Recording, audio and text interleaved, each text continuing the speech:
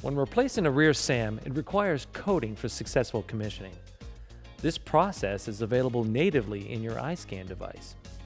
In this video, we'll show you how to perform this procedure on a 2020 GLC 300 253 chassis. If there are required adaptations when coding is complete, be sure to get those done before driving the vehicle.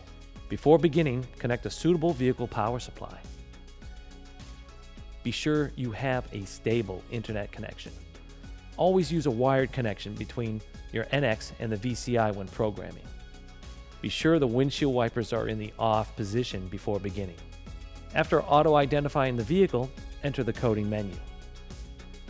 Tap Coding. Tap System Select. Tap Body System.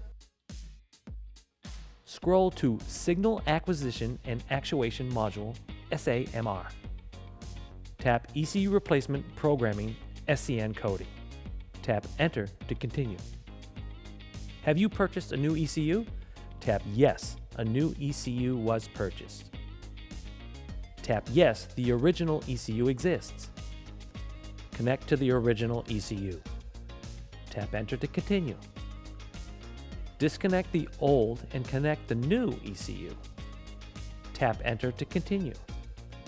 In this step, it is recommended to save time by not updating the programming software and to simply perform SCN coding. You can always come back and program the module if coding only doesn't result in a successfully commissioned module. Tap Enter to do coding directly. Once complete, you'll receive a message confirming successful SCN coding. The procedure is complete. Tap Exit. Thanks for watching, and check out our other videos for more helpful tips and procedures for Mercedes Benz vehicles.